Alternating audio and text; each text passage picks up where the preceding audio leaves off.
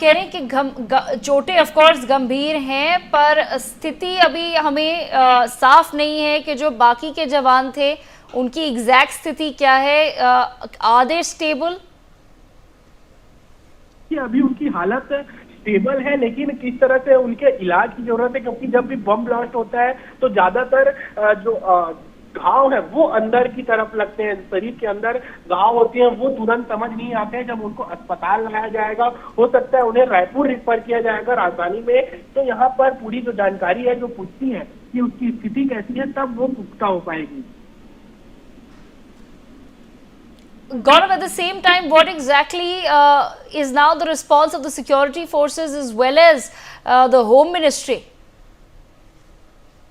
इस तरह की घटना होने के बाद तत्काल उस क्षेत्र को पूरी तरीके से सील बंद कर दिया जाएगा। वहां पर तमाम जो जवान हैं वो मौजूद रहेंगे और आसपास के क्षेत्रों को पूरी तरीके से सर्चिंग की जाएगी, पूरी तरीके से सर्चिंग किया जाएगा। तमाम जो सीआरपीएफ के जवान हैं वहां पर पहुंचकर आसपास के क्षेत्रों, घर और गांव की जो तलाशी है वो लेंगे। आखिर किस तरह की आईडी जो है वहां पर लगाई गई थी, किस तरह की आईडी बॉम्ब से ये घटना अंजाम हुआ और उनको ये जानकारी कैसे लगी कि इसी रास्ते से जो जवान है वो वापस आने वाले हैं, कौन सूत्र था, किस तरह से हो सकता है जो 4 नक्सलियों को कल मारा था उसका बदला लेने के लिए इस तरह की कायराना हरकत जो है ये नक्सलियों ने उठाया है। तो इन सभी चीजों की जांच की जाएगी और ये जो निरंतर ऑपरेशन है जो अंदर तक घुसकर, पूरी तरीके से मैं बात करूं जंगली क्षेत्रों में जहां पर ज्यादा नक्सलियों की रहने की संभावना होती है, उन तमाम क्षेत्रों में लगातार ये जो ऑपरेशन है वो जारी रहने वाली है।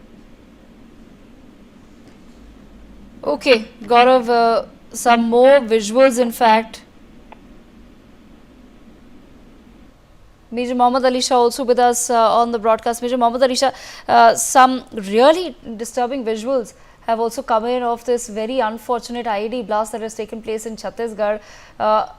How do the security forces now really go about the combing operation as far as such a case is concerned, especially when just last year we've heard the Home Minister on several occasions talk about how India needs to be free of these Maoist and Naxal attacks on our forces? It is, a very curious situation wherever there is a disturbed area and the forces vehicles they move. It is indeed very disturbing and alarming because it can be very, very precarious because the terrain is such. Okay, we will try to get Major Mohammad Ali Shah back with us on the broadcast. Is Gaurav still with me? Gaurav, in the visuals that we see on our screens right now, it seems as though just the destruction is pretty massive through this IED blast, and you see the impact that it has also caused.